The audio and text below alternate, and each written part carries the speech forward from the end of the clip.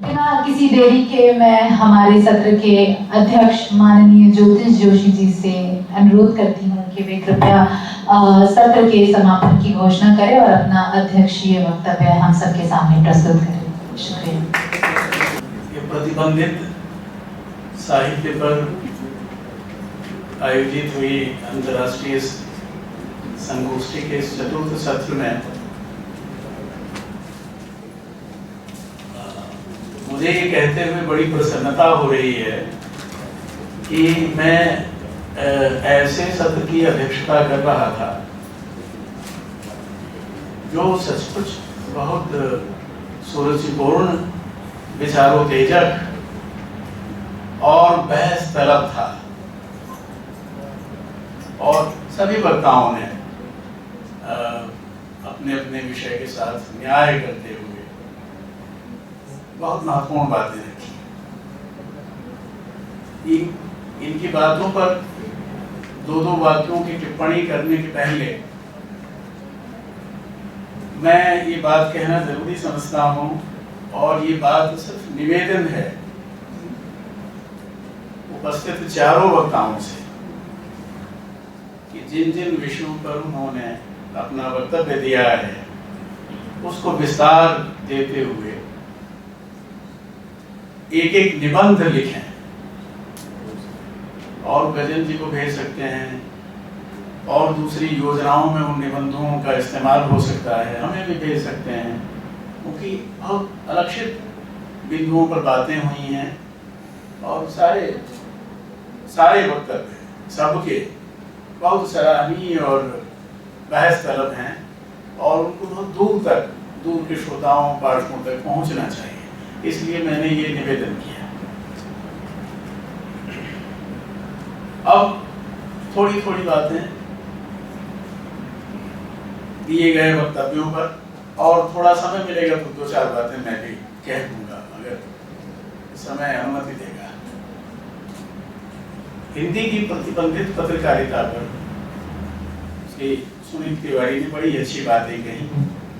विस्तार से उन्होंने हिंदी पत्रकारिता के उद्भव और उत्कर्ष के साथ जो अधः पतन की स्थिति पैदा हुई है उस पर भी रोशनी डाली और पाठकीय और नागरिक जागरण की भी जरूरत जताई, जिसकी हमें जरूरत है। बहुत आसानी से देखते हैं कि हिंदी नष्ट की जा रही है, एक तरह से बहुराष्ट्रीय निगमों की कार्यसूचियों को हम पर थोपा जा रहा है, हमारी संस्कृति नष्ट की जा रही है, एक अलग तरह की संस्कृति पैदा की जा रही है। तो एक नागरिक जवाबदेही भी है, पाठकीय जिम्मेदारी भी है कि हम उनका विरोध करें। आप देखिए आज दैनिक भास्कर को, दैनिक जागरण को, ऐसे बहुत से अखबार हैं, नवभारत टाइम्स को देखिए, ऐसे बहुत सारे अखबार हैं जिन्होंने पूरी संस्कृति नष्ट कर दी है। और एक जमाने में, और सुनील तिवारी ने बड़े विस्तार से चर्चा की, उदंत मार्तंड जो हमारा पहला अखबार है, वहां से लेकर जितनी महत्वपूर्ण पत्रिकाएं निकली, पत्र निकले, उस सबका मोटो केवल अखबार निकालना तक ही सीमित नहीं था, पत्रिका निकालने तक सीमित नहीं था। ये तो इतिहास गवाह है कि बड़े अखबारों और महत्वपूर्ण पत्रिकाओं ने स्वाधीनता सेनानियों को संरक्षण दिया था, उन्हें पैसे दिए जाते थे, भोजन का प्रबंध किया जाता था, अगर वो फंस गए तो कानूनी लड़ाइयां अखबार और पत्रिकाओं के मंडल लड़ा करते थे, मालिकान लड़ा करते थे। या आज जागरण जैसे अखबारों के का भी इतिहास है जो आज कहां पहुंच गए हैं ये बताने की जरूरत नहीं है। और इस पर तो माखनलाल चतुर्वेदी का जिक्र इन्होंने किया। माखनलाल पत्रकारिता विश्वविद्यालय के लिए मैंने आजादी के बाद का साहित्यिक पत्रकारिता का इतिहास लिखा था, उसमें ये बताया मैंने, उस किताब का ही नाम है साहित्यिक पत्रकारिता। उसमें मैंने बताया है कि किस तरह से पत्र पत्रिकाओं में गिरावट आती चली गई और कैसे सत्ता के आसंग में पत्रकारिता धार नष्ट हो गई और सिर्फ दलालीगिरी ही बची रह गई। अब तो संपादक नाम की संस्था ही नष्ट हो गई अब तो संपादक उसको बनाया जाता है जो अधिक से अधिक विज्ञापन जुटाता है, पैसे जुटाता है, और उसकी कोई हैसियत नहीं है। और हम लोगों के होते होते अभी 85-90 तक, 1985-90 तक अखबार इस हद तक जनमत बनाते थे कि उससे ये तय होता था कि सरकार किसकी बनने वाली है और किसकी जाने वाली है। आप ये 30-35 वर्षों में उसका पतन देख लीजिए, और आज तो पैसे देके खबर छपवाए जाते हैं, क्या क्या गर्व नहीं होते, ये बताने की जरूरत नहीं है। बहुत विस्तार से इन्होंने, सुनील तिवारी ने अपनी बातें कही, उसको दोहराने की जरूरत नहीं है। मैं इनसे यही निवेदन पुनः दोहराऊंगा कि इस निबंध को विस्तार दें, ये बहुत मानीखेज निबंध है। श्री भीम सिंह ने राजपूताना में प्रतिबंधित साहित्यिक साक्ष्य पर बड़ी अच्छी बातें कही, और 1857 में राजस्थान की नई सियासत से शुरू करते हुए स्वाधीनता आंदोलन तक जो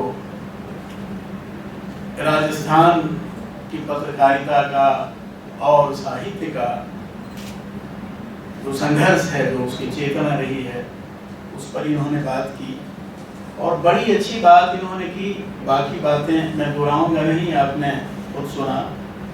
आपने जो बिचौलिया आंदोलन की बात की, मैंने पहली बार सुना, और ये बहुत महत्वपूर्ण बात है। मैं साहित्य का विद्यार्थी हूँ, लेकिन ये मैं परिचित इससे नहीं था, इस आंदोलन से। और खुद गांधी जी ने पत्र लिखा विजय सिंह पथिक को, ये कितनी बड़ी बात है, समझने की चीज है। तो इस पर काम होना चाहिए, और सही अर्थों में इतिहास के पुनर्लेखन की जो बात की जाती है, उसमें सब कुछ गलत नहीं है। बहुत सारी गलतफहमियां पैदा की गई हैं, मनगढ़ंत बातें बहुत सारी हैं, जो प्रगतिशीलता के नाम पर एक प्रभाव फैलाया गया, उसका भी खंडन होना चाहिए। जो सही साक्ष्य है वो हमारे सामने रखा जाना चाहिए। इसमें तो निश्चित रूप से बहुत गलतफहमियां पैदा की गई, और पूरा हमारा मध्यकाल उसी भ्रांत इतिहास के आईने में आता है, और उसके बाद का तो पूरा दौर ही उपनिवेशवादी दृष्टि के साथ ही इतिहास लेखन हुआ। तो इस पर भी बात होनी चाहिए, और मैं भीम जी से कहूंगा कि अपने निबंध को विस्तार देते हुए इस पर काम करें। तो एक भरी पूरी किताब का विषय है, और ये बहुत महत्वपूर्ण योगदान होगा।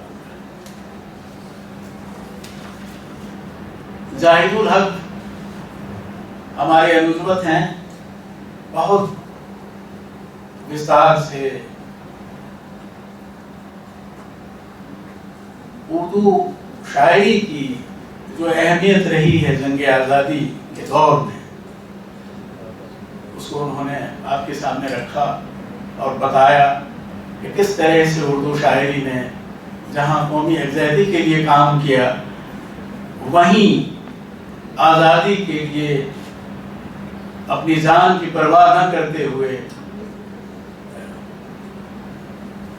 जो लोग काम कर रहे थे उनके हौसले को बढ़ाया, और एक बहुत बड़ी मुहिम तैयार की।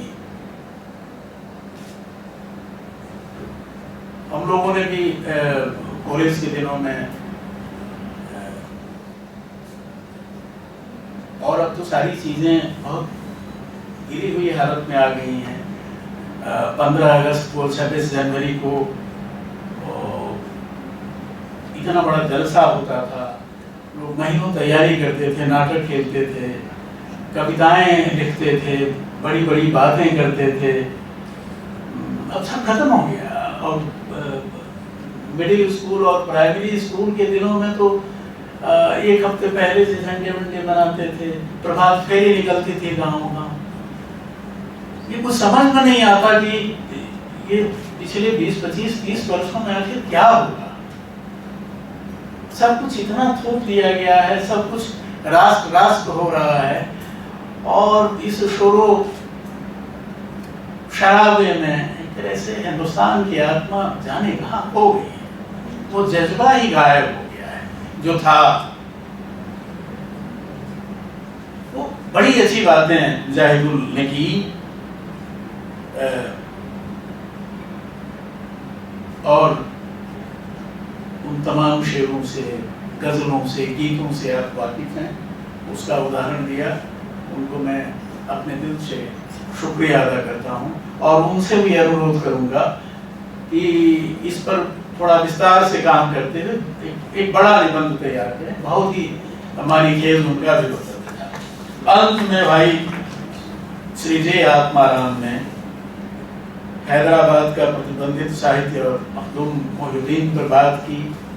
मखदूम मोहिउद्दीन को पूरा देश जानता है, ऐसा नहीं है कि वो आरक्षित हैं, लेकिन जिन जिन स्तरों पर उन्होंने काम किया हैदराबाद के लिए, वो सचमुच नई बात थी हमारे लिए भी। और जो प्रतिबंधित किताब का जिक्र आपने किया, वो सचमुच बहुत महत्वपूर्ण किताब है। उसको अधिक से अधिक लोगों तक प्रसारित करना चाहिए। और देखिए, साहित्यकार का काम, कलाकार का काम, रंगकर्मी, संस्कृतिकर्मी का काम तो यही होता है कि वो व्यवस्था के खिलाफ भी खड़ा हो और अपने लोगों की यातना और उसके संघर्ष को भी स्वर दे, कंधे से कंधा मिला के उसका साथ दे और एक समरस समाज के निर्माण के लिए लगातार प्रयत्न करे, चाहे सत्ता विदेशी हो या देशी। एक कलमकार के लिए, कलम नवीश के लिए ये आज़ादी नहीं होती कि वह चुप रहे और अपनी सरकार है तो चुप रहे, शोषण होते रहने दे, जुर्म होते रहने दे। उसका काम तो यही है कि वो लगातार एक प्रतिरोध रचे और उस यंत्रणा को, उस संघर्ष को, उस तनाव चिंता को, उस आकांक्षा को स्वर दे, शब्द दे, जो समाज के विघटन के लिए, दरिद्रता के लिए अभिशाप की तरह है। तो मखदूम मोहिउद्दीन ने यहाँ के लोगों को आवाज दी, निजाम के खिलाफ संघर्ष किया, रियासतों के खिलाफ संघर्ष किया। जाहिर है आत्माराम भी सही कह रहे थे और इस पर तो बहुत सी बातें हुई हैं। और स्वयं गांधी जी ने लिखा है। और ये लेटर टू ए हिंदू नाम की एक छोटी सी किताब है टॉल्स्टॉय की, तो उसमें हर भारतीय को टॉल्स्टॉय ने हिंदू ही संबोधित किया है। ये जो भारत में रह रहा है वो हिंदू है। तो कहते हैं कि नहीं, गांधी जी को प्रेरणा भी वहीं से मिली। टॉल्स्टॉय ने कहा कि अहिंसक संघर्ष होना चाहिए और उसमें ये लिखा है टॉल्स्टॉय ने, ये बहुत अजीब बात है, कितनी बड़ी विडंबना है कि 20 करोड़ की आबादी, उस समय 20 करोड़ भारत की आबादी थी, अखंड भारत की 20 करोड़ की आबादी को 30,000 अंग्रेजों ने गिरफ्तार किया। सिर्फ 30,000 अंग्रेज थे, गौर करिए। तो हम ही थे ना। हिंदू स्वराज में गांधी ने लिखा कि अंग्रेजों ने हमें गुलाम नहीं बनाया, हमने हिंदुस्तान को उन्हें दे दिया। ये लोग, हम आपस में लड़ते रहे, हम नफे नुकसान में लगे रहे, हमारे देसी जो राजवाड़े थे वो अपना खाद पानी बढ़ाते रहे, शोषण करते रहे। ये क्या क्या नहीं किया। तुलसीदास ने रामचरितमानस में अगर ये लिखा है कि जय राजा पेपजा बुखारी सो निर्प अवश्य नरक अधिकारी, तो ये मुगल सल्तनत पर कम उन देसी रजवाड़ों पर ज्यादा है जो उन्होंने देखा। अब मध्यकाल की जो गरीबी है, यातना है, बेकरी है, जो अकाल है, जो उसका वर्णन करते हैं, तो जाके देखिए, तो ये उसी दौर का है ना।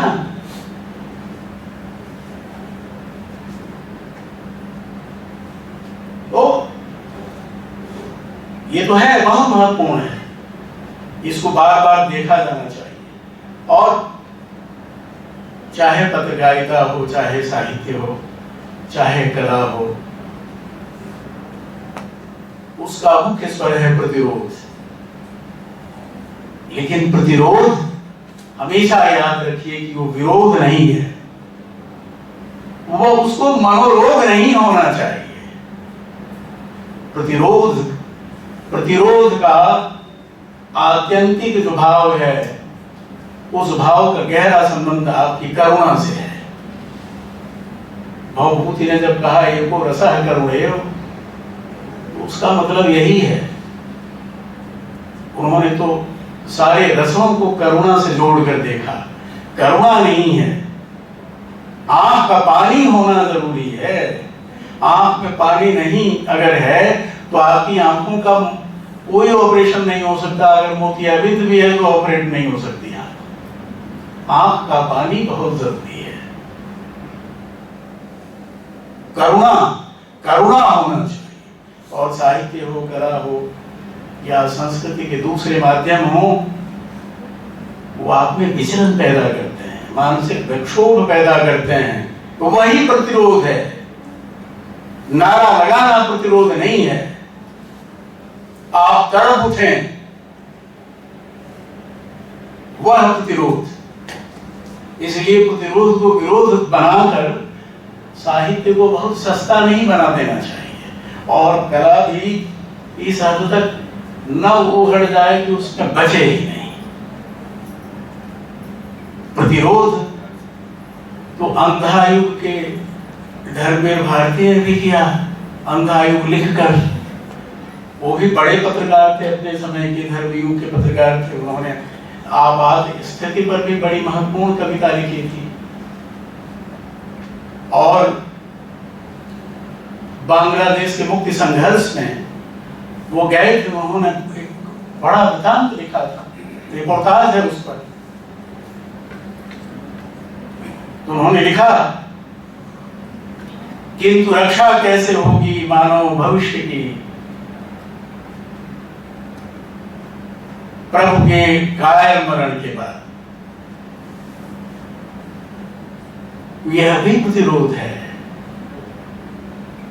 इस अंधे युग में जब आस्था जा चुकी है, आस्था बची नहीं है, क्योंकि प्रभु ने कायर मरण का वर्ण किया है। कैसे रक्षा होगी मानव भविष्य की। और अंधा युग में ही वो ये भी लिखते हैं, अंतिम परिणति में दोनों ही जर्जर करते हैं, पक्ष चाहे सत्य का हो अथवा असत्य का। तो बहुत आसान नहीं होता पक्ष भी चुनना कि हम कहाँ हैं। यह भी कठिन समय है। और यह भी कठिन समय है कि आस्था का लोप हो गया है। आस्था ही श्रद्धा है। श्रद्धा ही हमारी करुणा का स्रोत है।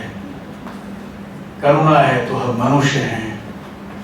और जब हम मनुष्य हैं, हम में दया माया करुणा है। हमारी आंखें सजल होती हैं।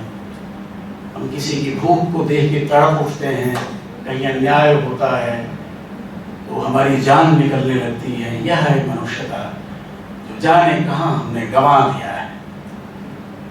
धर्म को लेके, राजनीति को लेके, जाति को लेके, अंचल को लेके, भाषा को लेके हम मरते खपते जाते हैं। और जिन प्रतिबंधों की बात कर रहे हैं और जिन अपने पुरखों को याद कर रहे हैं,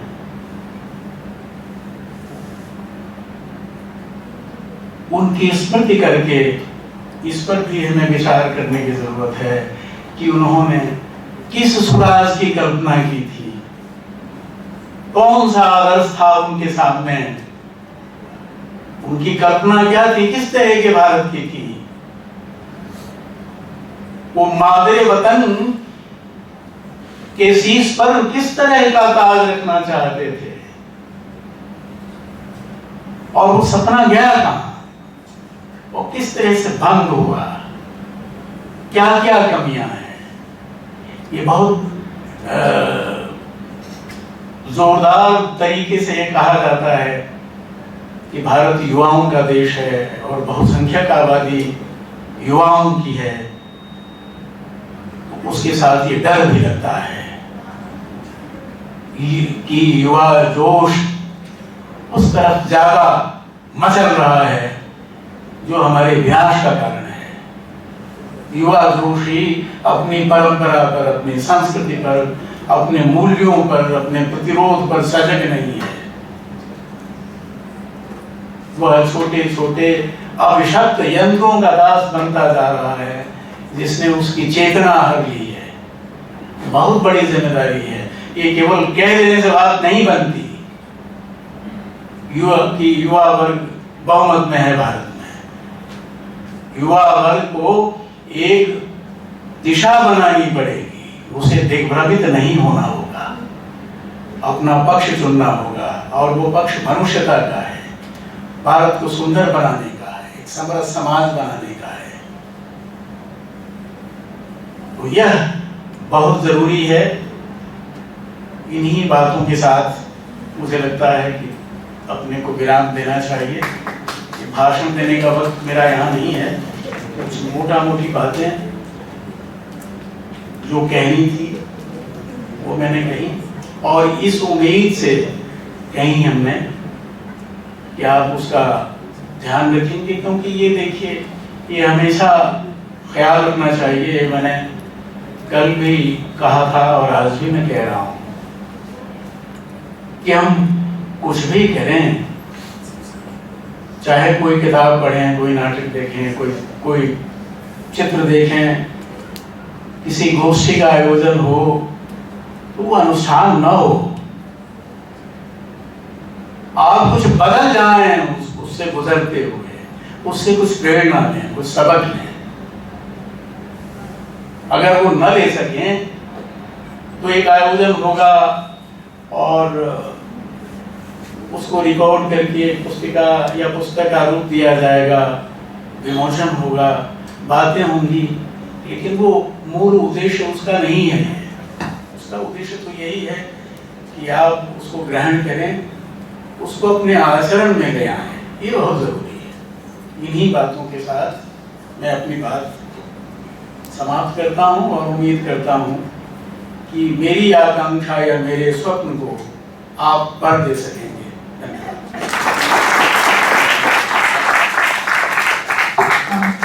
पूरे सत्र के अनुभव को इतने सुंदर तरीके से समेटने के लिए बहुत बहुत शुक्रिया सर। मैं हम सभी की तरफ से मंच पर उपस्थित सभी वक्ताओं और हमारे अध्यक्ष का शुक्रिया